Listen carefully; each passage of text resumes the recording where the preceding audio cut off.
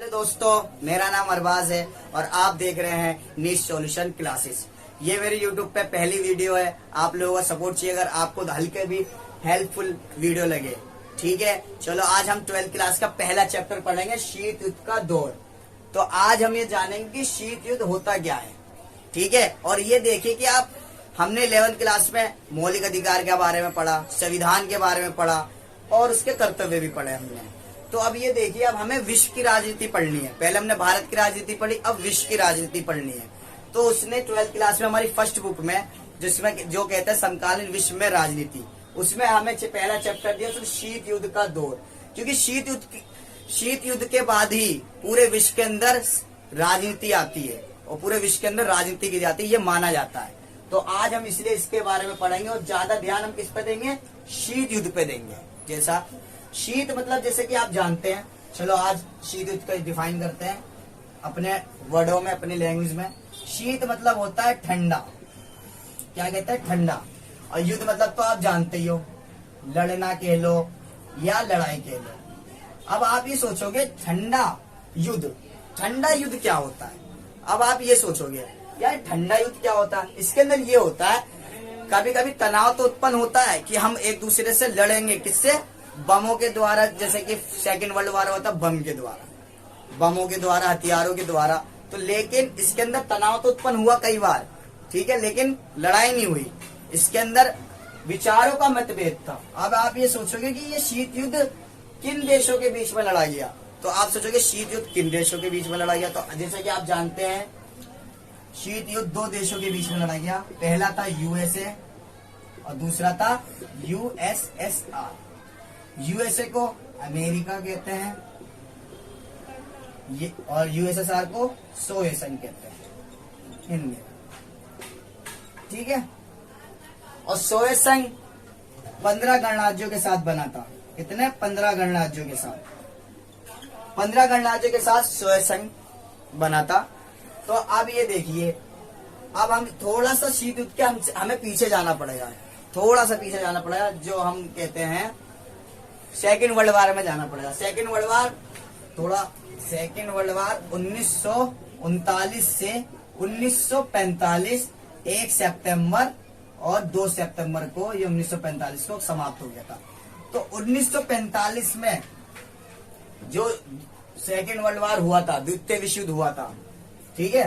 तो उसके अंदर एक मित्र राष्ट्र हुआ करता था और एक धुरी राष्ट्र। पूरी दुनिया कितने भागों में बट गई थी, 2 में समझो, धुरी राष्ट्र, मित्र राष्ट्र और धुरी राष्ट्र। अब मित्र राष्ट्र में कौन कौन से देश थे, यूएसए था, ब्रिटेन था,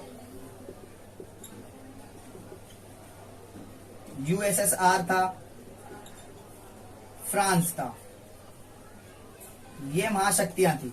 और धुरी राष्ट्र के अंदर जापान, जर्मनी, इटली, ये सब थे। अब ये देखना आपकी द्वितीय विश्व युद्ध क्यों हुआ था। द्वितीय विश्व युद्ध का सबसे मेन कारण माना जाता है जर्मनी को, जो उनका शासक था हिटलर। ये बदला लेना चाहता था पूरी दुनिया, क्योंकि पहले विश्व युद्ध में जर्मनी की हार हुई थी और इससे बहुत सारा कर्ज लिया गया था। लेकिन दूसरा कारण माना जाता है पोलैंड। पोलैंड एक देश है जो ब्रिटेन और फ्रांस का था। इनकी यहाँ ये संगठन हुआ था कि अगर पोलैंड पे हमला होगा तो समझो हम पे हमला हुआ है। तो इस और जर्मनी के लोगों ने पोलैंड पे हमला कर दिया था। इस तरीके से द्वितीय विश्व युद्ध की शुरुआत हो गई। अब आपको समझ में आ गया द्वितीय विश्व। तो आपने ये देखा होगा यूएसए और यूएसएसआर दोनों मित्र थे। क्या थे, मित्र। दोनों महाशक्तियां थी पूरे विश्व के अंदर। लेकिन 1945 में जब द्वितीय विश्व युद्ध की समाप्ति हुई, उसी के दौरान, उसके ही बाद शीत युद्ध की उत्पत्ति हो गई। शीत युद्ध की उत्पत्ति कब हुई, 1945 में। अब भाई यूएसए कह रहा था कि मैं सबसे ज्यादा महाशक्तिशाली हूं और यूएसएसआर कह रहा था कि सबसे शक्तिशाली मैं हूं। देखो, चीजों को आराम से, प्यार से समझना है। ये इतना हार्ड चैप्टर नहीं, आपको पॉलिटिकल से प्यार हो जाएगा इंशाल्लाह। देखना इतने आसान, इतना प्यारा चैप्टर है ये, जो आपको बहुत मजा आएगा, और ये पूरी बुक भी मजेदार है। तो अब चलो हम बता रहे थे क्या, शीत युद्ध की उत्पत्ति। अब ये बताओ शीत युद्ध की उत्पत्ति क्यों होगी, थोड़ा दिमाग लगाइए अब। जैसे कि मेरा दोस्त है, वो फर्स्ट आया, अब मैं आया सेकंड, मुझे खुशी होगी, लेकिन मन ही मन में क्या सोचूंगा, मेरा दोस्त फर्स्ट क्यों आ गया, मैं क्यों नहीं फर्स्ट आ सकता, तो मैं इसे हराने की सोचूंगा। तो यही इन दोनों में होड़ लग गई आपस में। यूएसए कहता था कि विश्व के अंदर सबसे महाशक्तिशाली मैं हूं, ये इसकी बुराई करता था, ये इसकी बुराई करता था, और यूएसएसआर कहता था मैं हूं। तो इनकी मित्र राष्ट्र थे लोग, तो भाई दो दोस्ती में तो यहीं से दरारें पैदा हो गई ना, मन ही मन में। तो भाई ऐसे ये भी थे। तो यूएसए की विचारधारा, अब सबसे मेन कारण माना जाता है इनकी विचारधारा। यूएसए थी वो पूंजीवादी विचारधारा अपनाती थी, पूंजीवादी विचारधारा, और यूएसएसआर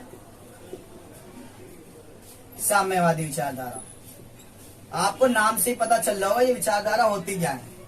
तो भाई इन दोनों की विचारधारा अलग अलग थी, तो इन दोनों में आपस में मतभेद था। वो कहता था पूंजीवादी विचारधारा अच्छी है, वो कहता था साम्यवादी विचारधारा अच्छी है, और ये इसकी बुराई करता था यूएसएसआर, यूएसए की विचारधारा को, और यूएसए पूंजी इनकी यूएसएसआर की करता था। तो भाई इसके अंदर ये था, तो इन दोनों में आपसी में मतभेद हो गया। क्या हो गया, मतभेद। तो इसे मेन कारण माना जाता है, इम्पोर्टेंट जो बहुत बड़ा कारण माना जाता है, इनकी विचारधारा अलग थी। इस वजह से यहाँ पे शीत युद्ध की उत्पत्ति हो गई। तो आपको पता चल गया शीत युद्ध की उत्पत्ति कैसे हुई, इनके विचारों के अलग अलग थे और इनके आपसी मतभेद उत्पन्न हो गए थे। लेकिन अमेरिका को आप जानते हो कितना पावरफुल है, आज भी बहुत पावरफुल है वो, वर्तमान में भी। तो अमेरिका ने एक अपना दिमाग लगाया अपने विश्व को दिखाने के लिए, विश्व के अंदर पूरे, कि मैं कितना शक्तिशाली हूं। तो उसने जापान पर परमाणु आक्रमण कर दिया। क्या कर दिया, परमाणु आक्रमण कर दिया। किसने, अमेरिका ने। उसने परमाणु आक्रमण कर दिया 6 अगस्त को हिरोशिमा पे, और 9 अगस्त को नागासाकी पे। लिटिल बॉय नाम था उस परमाणु का, लिटिल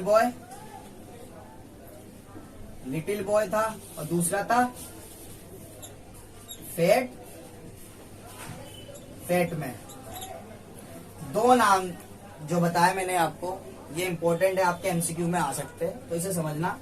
तो अमेरिका ने अपनी शक्ति कब दिखाई, उसने 1945 में। कब हुआ था, 1945 में, जब द्वितीय विश्व मैंने बताया था चल रहा था, 1945 में समाप्त हुआ। तो एंड में जापान ने कह दिया था कि मैं आत्मसमर्पण कर दूंगा, मैंने हार मान ली है। लेकिन अमेरिका ने अपनी शक्ति दिखाने के लिए, यूएसएसआर को दिखाने के लिए कि मैं कितना शक्तिशाली हूं, उसने परमाणु बम जापान पे दाग दिए, और इससे उसने ये बताया कि मैं इतना शक्तिशाली हूं। लेकिन वहां पे जरूरत नहीं था, लोगों ने इसकी निंदा की, इसकी आलोचना की, लेकिन अमेरिका ने किसी की नहीं सुनी और अमेरिका ने बम डाल दिया। इससे क्या आपको पता चल रहा है कि अमेरिका कितना शक्तिशाली है। तो आपको ये समझ में आ गया कि शीत युद्ध की उत्पत्ति कैसे हुई।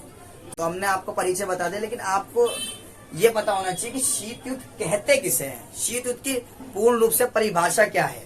तो शीत युद्ध की परिभाषा के लिए आप ये समझ सकते हैं, मैंने जैसे आपको बताया, तनाव उत्पन्न रहे परंतु वास्तव में युद्ध ना हो। जैसे कि आपको मैं बता दूं, युद्ध होने की स्थिति बनी हो परंतु वास्तविक में युद्ध ना हो।